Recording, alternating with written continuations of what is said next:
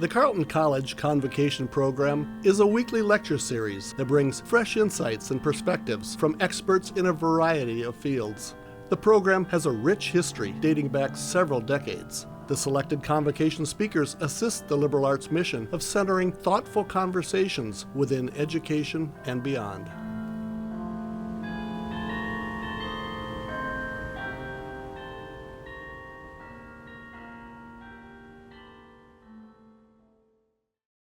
From the class of 2026, and I'm a history major here at Carleton.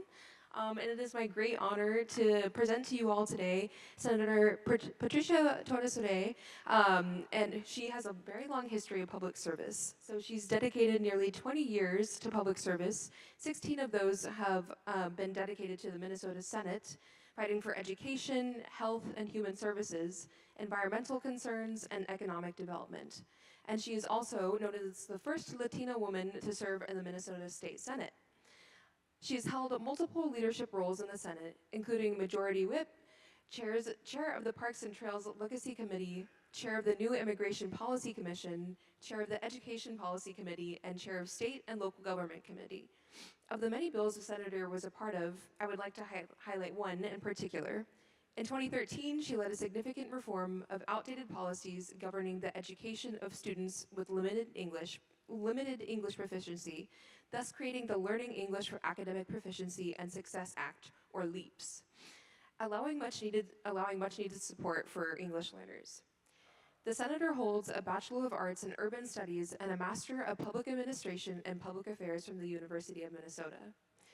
Since leaving the public eye, she has opened her own firm, PTR Associates, to assist small organizations in managing political and public policy strategies centered around the needs and assets of Indigenous communities, people of color, and immigrant communities. So please join me in giving a warm welcome to Senator Patricia Torres Ray to Carleton.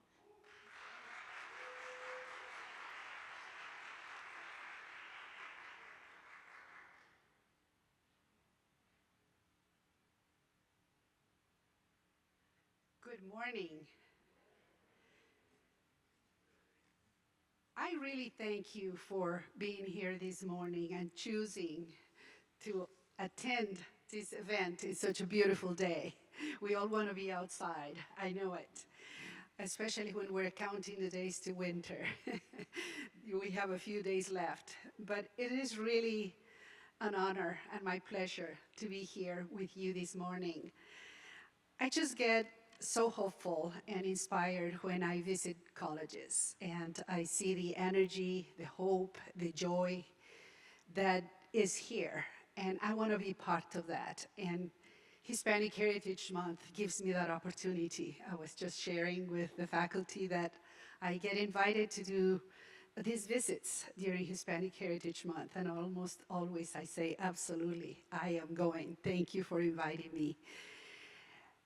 It is good to be here, and when I start my conversations, I am thinking you're far away from me. I don't know if you would like to move a little bit closer. I think, I am reminded of an experience with my mother about 30 years ago. I went with her to Target, and we went to this ATM market to get some money. There was a long line, and my mom said, oh, I need to get some money. And she just got in front of everybody and just got money. And I went like, Mom, there is a line in here, and you just have to wait for your turn. And she said, well, but they were so far away, so far apart, I didn't even notice that there was a line.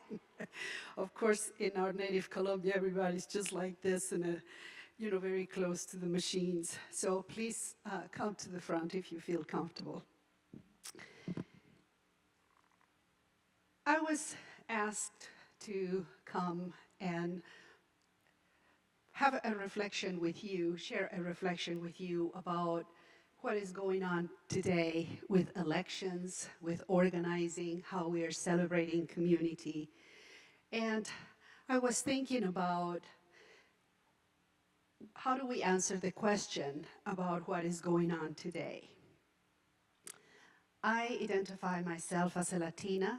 I was born in Colombia, and I came to this country 37 years ago. I have had the privilege to live in Minneapolis all of this time. I have 2 children, a 30-year-old young man who finished college in Portland, Oregon, and a 27-year-old who went to college in Portland, Oregon as well. They are back in Minneapolis, and I am just delighted that they decided to come back to Minnesota.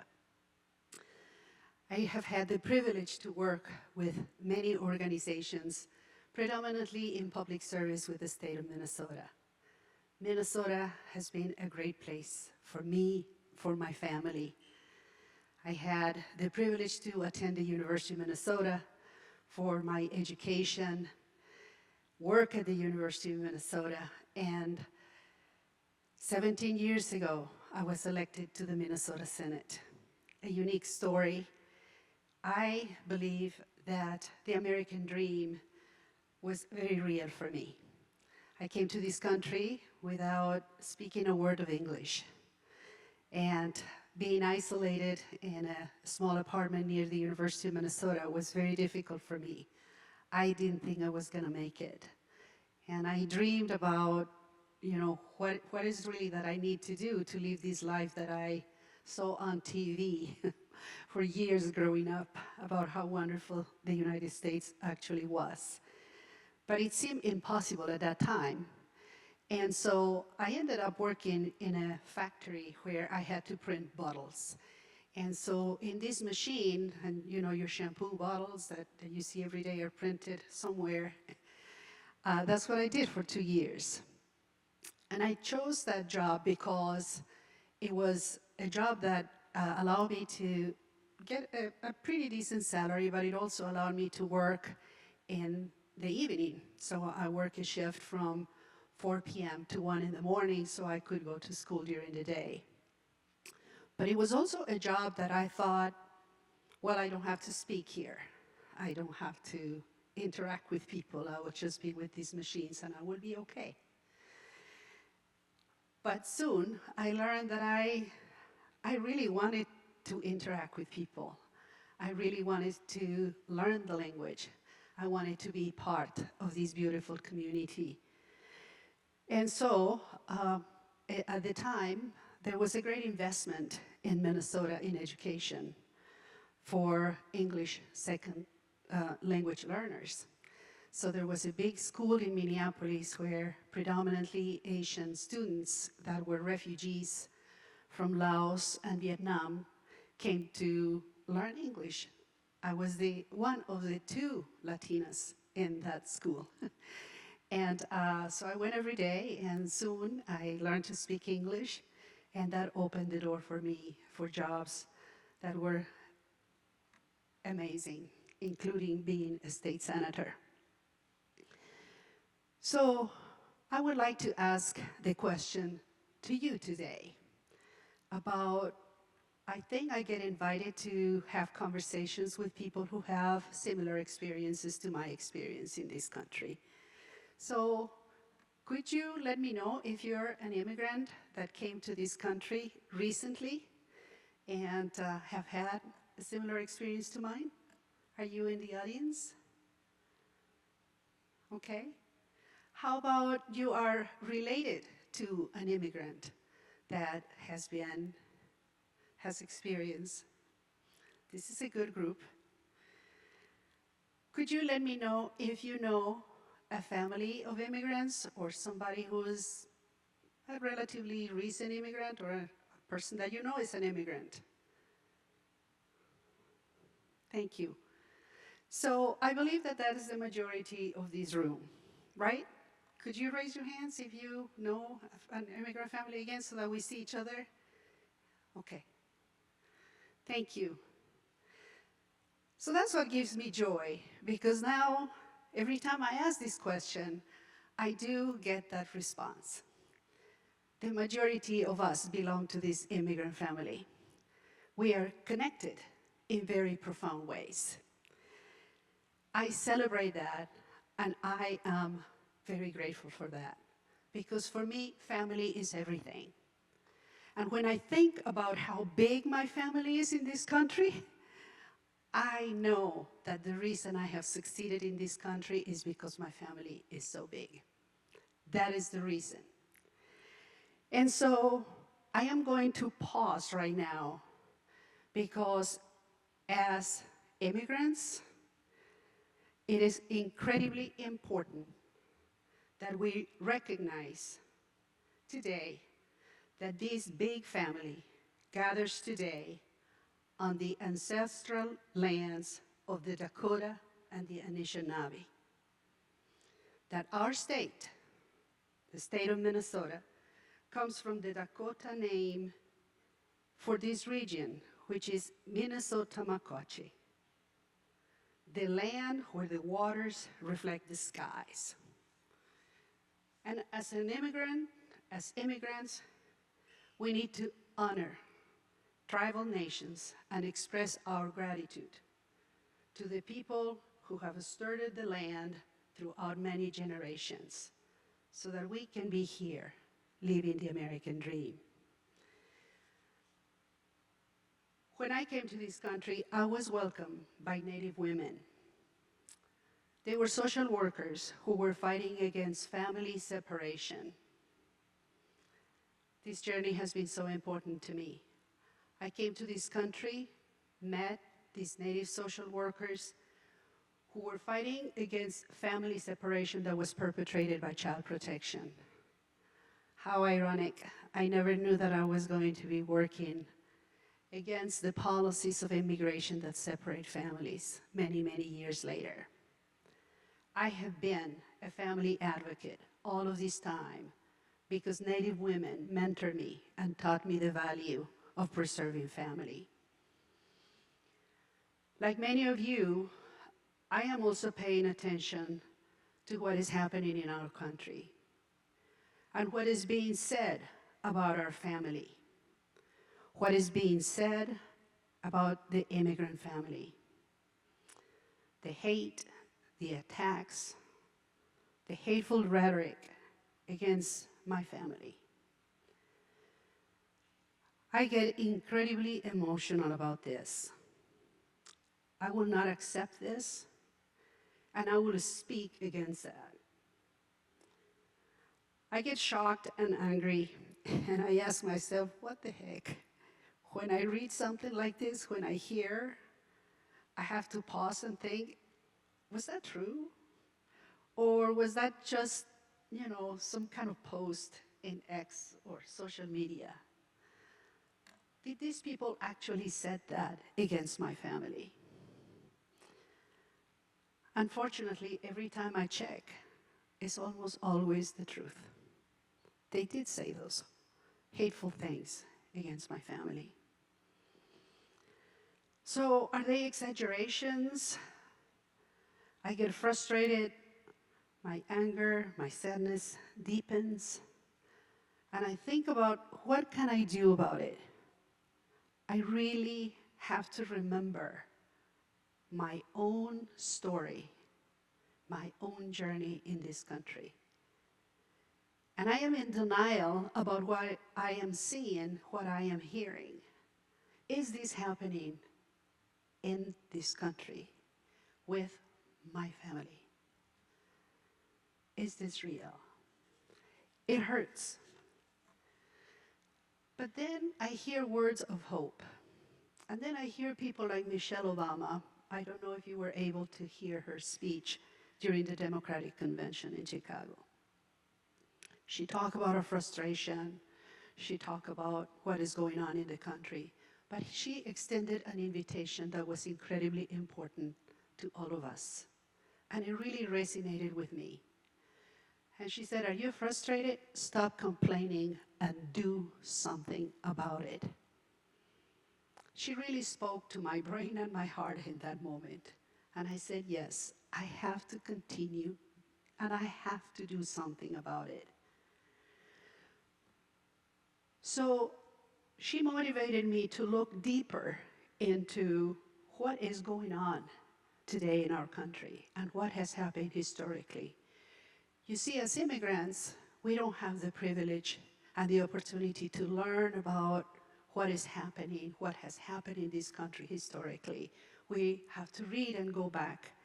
And Ellie, you were talking, you're a history major, so you are really, reviewing this, and I hope you are talking about this.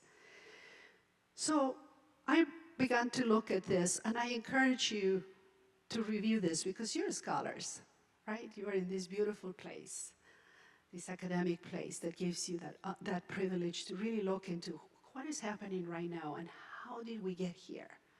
Where do these messages come from? And so I want to share with you a couple of things that I think are incredibly important to understand the context of what's going on. The conversation about immigration has moved from immigration policy into border security. I hope you know the difference, and I hope you've noticed that in all of the political rhetoric and all the campaigning that people are doing, we're talking about border security. If you really think about what that is, we are not talking now about employment-based immigration. We're not talking about student and family visas. We're not talking about humanitarian protections. We're not talking about commerce and trade. We're not talking about family reunification. We're not talking about political asylum. That is not the conversation we are having. The conversation we are having is about border security. And I'm going to tell you what border security actually means and what Congress is doing about it. I'm just going to tell you a little bit because we don't have a lot of time. Border security means money. $27 billion were approved for border security this year. $27 billion. That does not incorporate contracts. The contracts that we have to even protect nature around the border, do some health care, that's separate. The $27 billion is just to pay personnel that actually work for the border security. So this money employs right now about 65,000 people to secure the border. They are working for Customs and Border Protection. I'm going to put this in perspective for you. And you can go to Google and you might think this is shocking and maybe I don't have the numbers correctly, but I tell you, I was shocked myself when I look into this. There are 4,400 people working for the Department of Education, for the US Department of Education. Remember, the number is 65,000 for the border security. 4,400 people work for the Department of Education.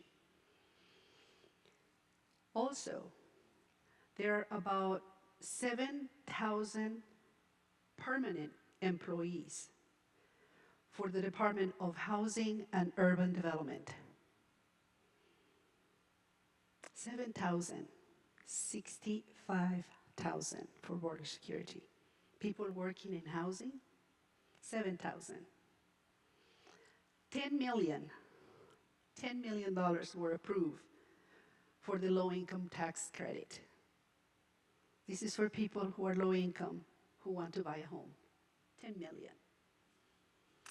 The Energy and Environment Division, the Energy and Environment US Department, they are called a division, received 52 million. 52. And they are supposed to be dealing right now with the devastation caused by Hurricane Helen. 130 people have died. 700 people are unaccounted for. They have 52 billion to deal with all of this tragic devastation that is being caused by climate change. So money is behind part of this. But I am going to give you a brief history of the organizing movement, because it is incredibly important that you really understand how we got here and how long it took to get here. Many people said Trump is dividing this nation and creating all of this hate. And we're blaming this person, one person, for work that has been done by many, many people for 89 years in this country. Okay? 89 years. So no, this is not new. This is not Trump's idea. There are many people who have been working on this. I'm going to give you a name that you probably haven't heard. And if you have, I would like to talk with you about it. His name is John Tanton. John Tanton was an ophthalmologist.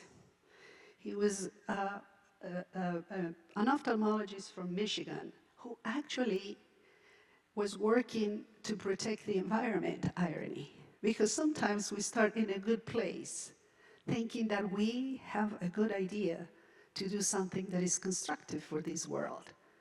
And then we move into the strategy. There is where we have a problem. There is where we realize we're taking a strategy of hate and division.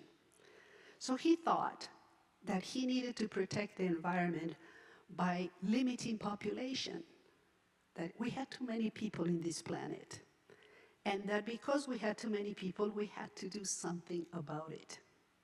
And his something about it was to reduce population in the US, as if addressing overpopulation in the planet began with limiting immigration in Minnesota. You see, sometimes we might have a good idea, but then we really don't have a clue about what the strategy should be. So he decided to engage in this campaign about limiting the number of people that will come to the US. So Tanton argued that each refugee and immigrant who resettled in America meant another draining for the resources. And he framed his message around the concept that immigrants hurt the economy and they hurt the working class. This is 1959. This is not yesterday. This is in the 60s. Have you heard this name? Have you heard that? Of course, this is what we hear about every day from our Republican candidate, that immigration is hurting workers of America. Not a new idea. Tanton created a network of organizations, the Federation for American Immigration Reform, the Center for Immigration Studies, that profoundly shape the immigration debate in America. He dedicated his time to frame a political message about the need to keep an European American majority. He was the founder of the Federation for American Immigration Reform, where he framed his message politically as the most important thing that we can do to preserve white America is to infiltrate Congress. That was the word that he always used. We have to infiltrate Congress. There are many papers available about his writing. He spent decades building the white nationalist movement. He corresponded with Holocaust deniers, the Ku Klux Klan lawyers, leading white nationalist thinkers of his time. Later, he built one of the strongest campaigns to fund people in Congress. And the funding that he collected from philanthropy, he was an extraordinary philanthropist, was put into writing the social contract press, which is the foundational language for Project 2025. I hope you have heard of that. So, in thinking about, all of this work that Tantan has done for so many years, we really have to think and understand why we are here today. This is work that has taken generations of people. It did not get done in one campaign by one person. It got done by a collective of people who many times identify as members of our family. We, as people of conscience, need to understand what is happening. How is that this family is being divided, is being hated, and is being manipulated to support something that is against our core values? How did we get here? It is only by understanding how we got here that we will understand what we need to do next. I also have good news, though. Not everything is bad news, because during this time that people have been organizing and putting together these messages against our family, we also have incredibly progressive grassroots movements that are growing around the nation. Using social media in particular, our young people are organizing in every corner of our country. And today, I want to tell you that we have the largest numbers of organizations that are working for progressive voter engagement. And I want to ask you to please join one of these groups. I want you to visit a site where you will find the most excellent, credible research that you can find that lists all the organizations that are working with women, with youth, with immigrants to organize us to fight against this hate and division. We must do that. I am going to read a few of those organizations. I hope you're familiar with them. The Advancement Project, Project Vote, America Votes, Rock the Vote, Next Gen America, New Voters Project, Turn Up, the Civics Center, Civic Influencers, Voter Participation Center, the League of Women Voters, Voto Latino, Mi Familia Vota, When We All Vote, Movement Voter Project, and Blue Wave Postcard Movement. These are credible movements that are working to protect, preserve democracy, and they are working to ensure that our immigrant family continue to thrive and continue to be the family that has created opportunities for so many of us. That's us. That is our family. And I really appreciate that you invited me today to remind us of this responsibility that we have towards our family.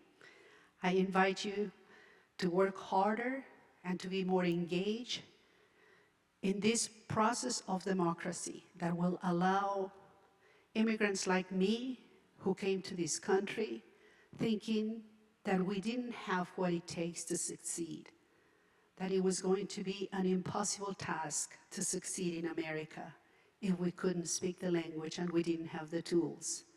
But then we discovered that the tools are here and that we can learn and that we can be active participants of this beautiful democracy of the United States of America. Thank you so much for this invitation, and thank you for being part of this beautiful family that needs to be protected needs to be embraced, the American family. Thank you.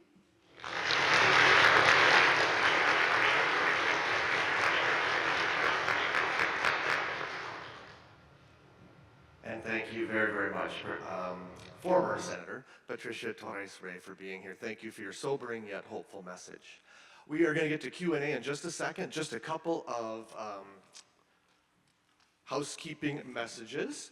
If you enjoyed today's program, and I know you did, please go to the Convocation website to see who's coming. We have all sorts of different speakers, all different topics. And how do we get speakers like Senator Patricia? Through you, through the people that you suggest we could bring to Carleton College. So thank you for that. If you noticed on the way in, there is Convocation Snacks. This is a new initiative for this term. Hopefully more terms, we shall see. Brought to us by the Chaplain's Office, the Division of IEC, Accessibility Resources, Title IX, and Indigenous Communities Liaison. If you did not get snacks on the way in, please get them on the way out. Either way, please take snacks on the way out, because otherwise the cookies are going to go to a very bad place, and it is so sad. So please help the cookies. And speaking of food, if you didn't get a chance to RSVP for lunch, we have a few seats at the table. Please join us. We would love to see you there. We'll keep the conversation going. Let's keep the conversation going right now. Who would like to start off with questions or comments for the senator? Did you say that there's a website that lists all those organizations? Yes, there is. Can you give that to us? I will be happy to. Thank you. Let me read that. If you really Google the progressive electoral politics organizations, you will find it. But let me find the actual address.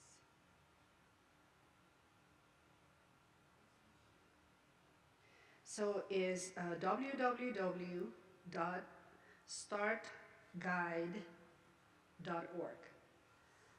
Start, S-T-A-R-T guide. And it's a very excellent website because it really has a list of multiple arenas that you can go to, like voter engagement, women's organizations, progressive organizations. So you can find somebody did a very good research in terms of really finding all of these organizations as they connect to issues. And whatever the issue is that is important to you, then you can find an organization that you can connect with, because obviously sometimes it's hard, since those are things that do not apply to you or you're not interested in. But here you have a list of dozens of organizations that may interest you. Yes. Hi, Senator, or former Senator, but hi. A question that I had was, obviously we're in college, and so I'm actually personally a freshman, and so I'm exploring what we can do when it comes to advocating for, obviously, better and more immigrant law that I think is a lot more inclusive and acceptable to all people. Is there any recommendations that you had for people our age and where we are in kind of our academic and life journey onto pursuing these paths? So I know you mentioned those organizations. Do you have any personal advice when it comes to even reaching more into politics and getting involved? Yes, I think that the most important message for me, and I try to go through it quickly, but I really encourage you to do more in terms of investigating, writing papers, having conversations about this transition that we have made in this country from immigration policy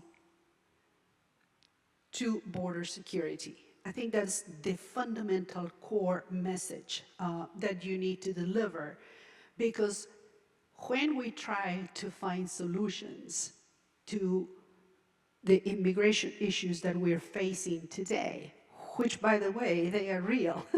See, when you try to tell people that we don't have an immigration problem, then people go like, yeah, we kind of do. I mean, I have been, trying to get my parents here for 25 years, and I have not been able to bring them home. I mean, I have applied for residency 15 years ago, and I haven't, and I have a pending, I'm a DACA person. I was brought here by my parents when I was 5 years old, And I am, already working, graduated from college, and I have not been able to solve my status in this country. Well, those are immigration problems that we need to resolve, right? Well, we're not talking about any of those things because we're talking about border security. And we're going so far in that direction that we are forgetting all of these problems that the American people want to resolve. So I think that the most important thing that we need to do is just let people in Congress and everybody in our community know that we understand the difference and that we want them to really focus on fixing these immigration problems that we have. And then these issues about workers' status, what is going on with family separation, get resolved. And that fixes a lot of the problems that we have today. So I think that the most important thing for us to do is really use this time in college, in these institutions that gives us these tools that we have, the access that you have, the privilege that you have in here, to have real conversations about what that is and demand that the people that represent you in Congress do their work. And that is the work that needs to be done.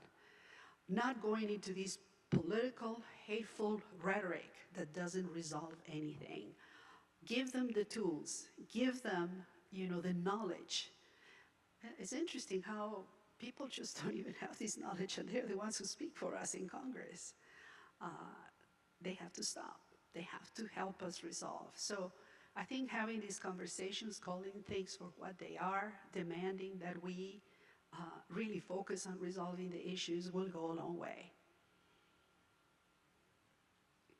Hello. I read in the little blurb about this convocation, and I believe it was also spoken about in the introduction, that after serving as a state senator, you've been working with a lot of different groups in terms of building up their base and building up their message. So are there any groups that you're super proud of having worked with, or also are there any smaller groups that you might want us to check out that maybe wouldn't be on the Start Guide website? Yes. Well, I tell you, I represented a very progressive district in the state of Minnesota, southeast Minneapolis. A lot of people who live close to the University of Minnesota, a lot of people who worked in public service. And so it was a demanding job, although I served in a very safe seat, Democratic seat, being Democrat for so many years. The work was very demanding. There was a lot of work that I needed to do with and for my constituents.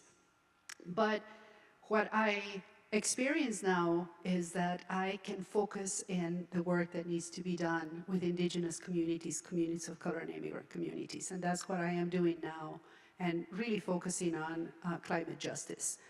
That is the work that I really appreciate. And what I have learned through that is that there are these very small organizations that are doing extraordinary work in terms of policy. For instance, I am working with an organization called Interfaith Power and Light that work with congregations around the state of Minnesota to really raise awareness about our connection to these congregations, the power of our voice, and how we have credibility in these congregations and we have to speak up to address climate change. I am also very impressed with the work that EJ Table is doing, Minnesota Environmental Justice Table, to end pollution. They passed legislation to address the incredible problem that we have in Minnesota, that we cannot pass policy for recycling and waste. You have no idea, but people don't want to do this. The companies that deal with packaging and other businesses, they don't want us to stop using plastic. They don't want us to recycle. They just don't want, they are doing everything in their power to make sure that we keep incinerators functioning so that they can incinerate tons and tons of garbage.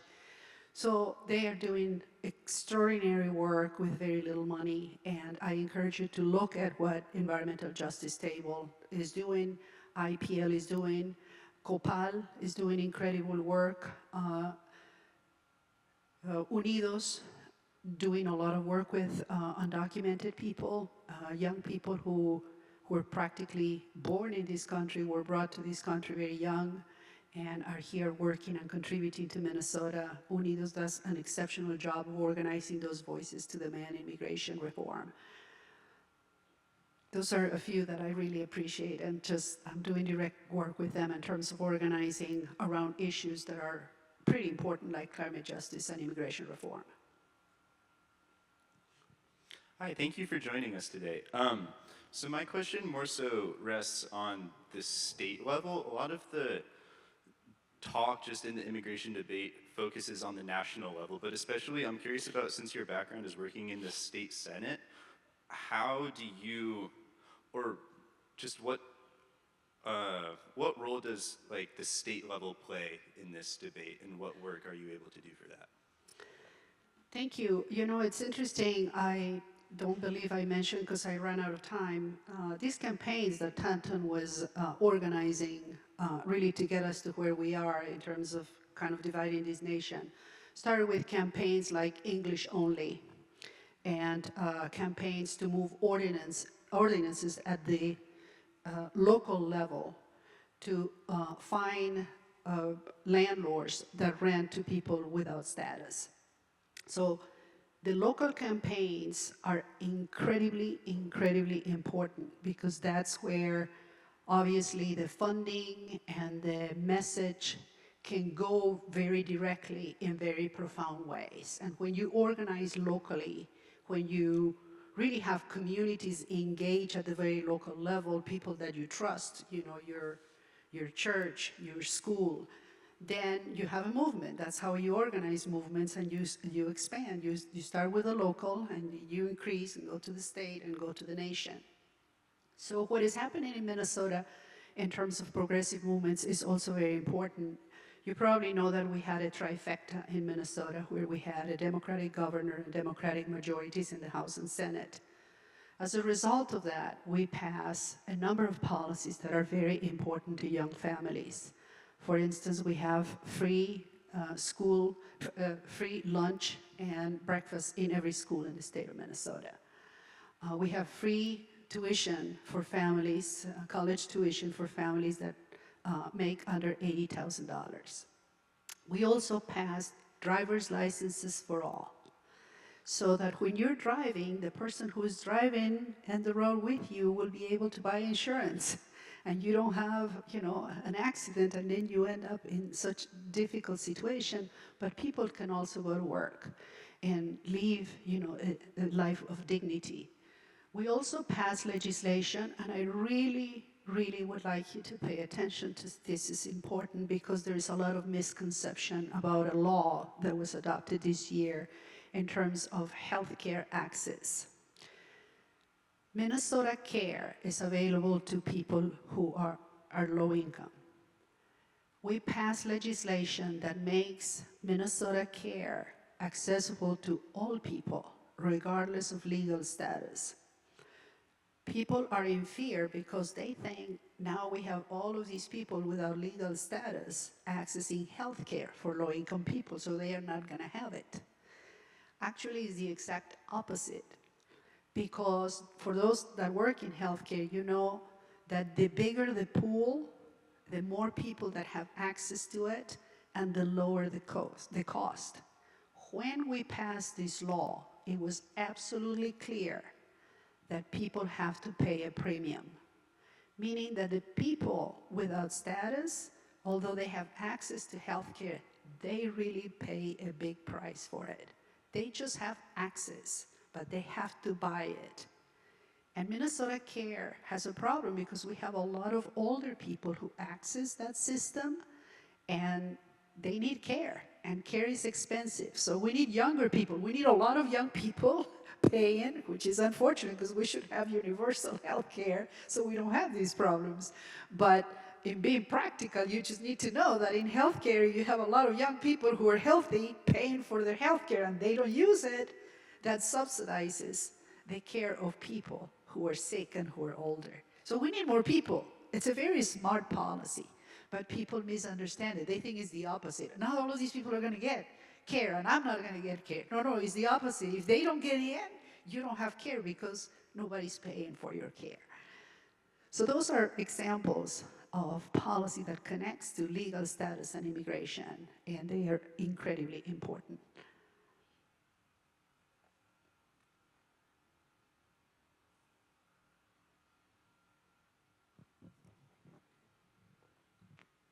Hi, Senator Torres Ray. You represented me for many years, so thank you for your service. I'm curious what initially inspired you to run for office and what that process was like. Thank you. Thank you for that question. You know, I never intended to run for office. That was just really not in my thinking. It was not something that I was planning. But I worked for the Department of Human Services for many years. And I work in child protection and family preservation. And a lot of the work that we were doing was really aimed at understanding poverty and how these systems kind of abandon families that abandon their kids or have problems with their kids were very low-income families, predominantly families of color. So we built a lot of systems of support for prevention. And the Pawlenty administration eliminated a lot of those programs because we had deficits in the state of Minnesota when he took office. So his way of dealing with the deficit was to lower taxes and cut programs. And I argue that that has been the most devastating time.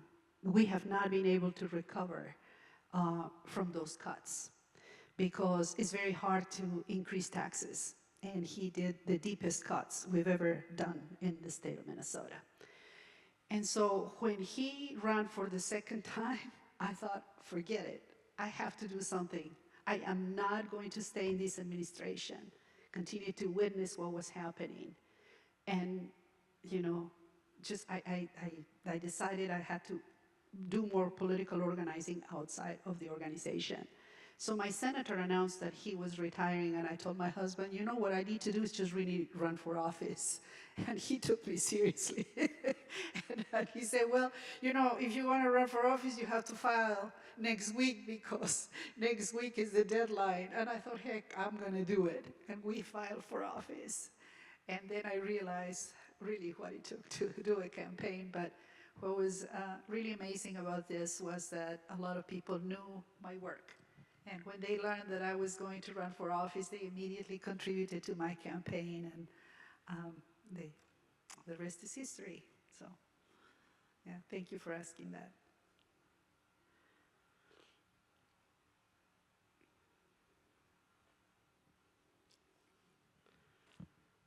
So a lot of progress on immigration issues seems to happen only when there are Democrat majorities in various chambers of legislation. How do we make these reforms possible in a bipartisan way? Such an important question, such a profound question.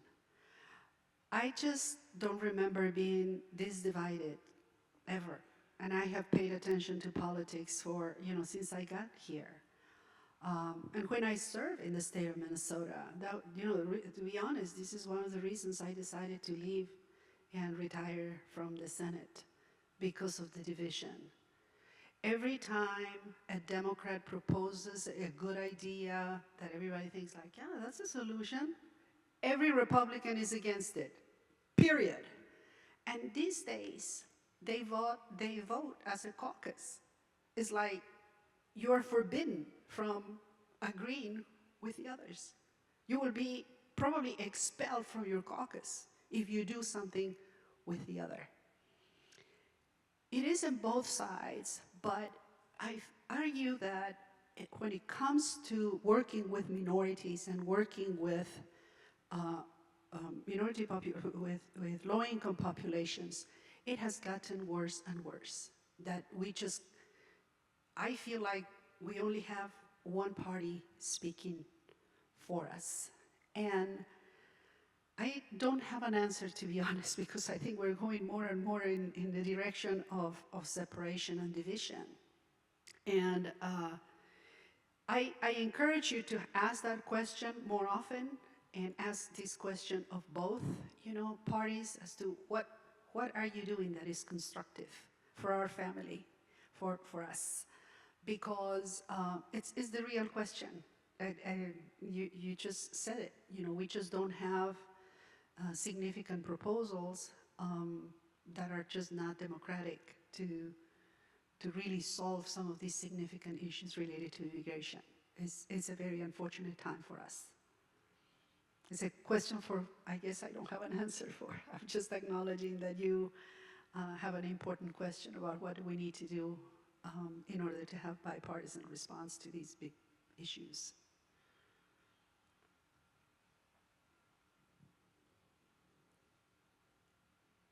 Oh, we do have one up front. So, assuming for a moment, in the case that there are no bipartisan agreements, if nothing were to change, in a sense, at the top levels of policy making, do you have any thoughts on what can be done, kind of putting that out of the picture for a moment, things that could be done regardless of the outcomes that happen at the top of policy making, maybe for individuals at the local level? Whether you want to talk about it as traditional politics or just what an individual and community members can do together to help impact some of these things.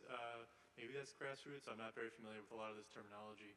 Yeah. But does that question make sense? Yeah. Well, it's interesting that I think we have to reflect about something incredibly important that is happening in national politics today, and that is that they are paying a lot of attention to Minnesota. I am very happy about that. And they are paying attention to Minnesota because we are entering an experiment in Minnesota that is very clear, very real, and is that we had a trifecta that took a lot of risk in terms of doing investments in key issues like young families, housing, solving issues for undocumented people without status. So I say they took a lot of risk because we are trying to figure out how that's going to work, right? So I personally think that is smart policy. If we have, young kids that are fed, that come to learn, and that they are successful in school, they learn to read, they graduate from college, we have, successful professionals that contribute to the economy. So I think it's going to work. I know it's going to work, right? But people are kind of like, is this going to work or not? Let's look at Minnesota, how this trifecta went on and made all of these decisions. I think what we need to do is make absolutely sure that we succeed in that and that we continue to measure the progress and talk about the progress. I think we're making a lot of progress. We need to ask, how schools are doing. I think we have a problem with the funding for schools, and I mentioned what is happening at the national level. There is no accident on this.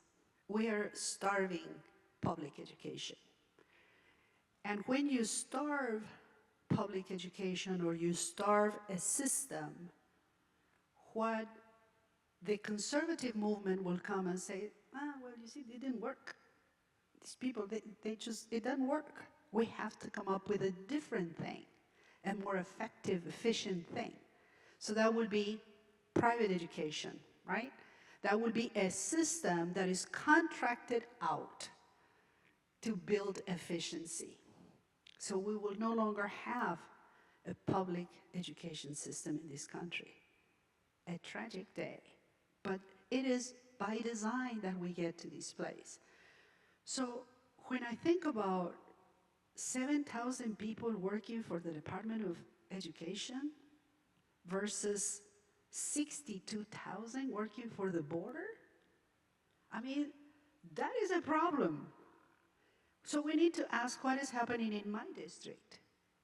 Do we have the right ratio of teachers? Are we investing? Who's making that decision?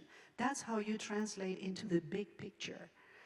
That's just an example. If you talk about infrastructure, about climate, how much money are we investing in things that are about, you know, the real life situation. We have a housing crisis. Well, if we have $10 million invested into the tax credit, that's a joke. I mean, 10 million, we need about 190 in Minnesota alone. That's how we starve a system. So I encourage you to ask those questions about what are we doing locally to increase funding, support for families, for young families, for the education of young people, for housing, so that we create economic stability. Those are key questions that translate into the big picture of the nation. But they start in the school, in your area, in the housing development that is happening in your area. I believe very strongly that that's the way you analyze policy.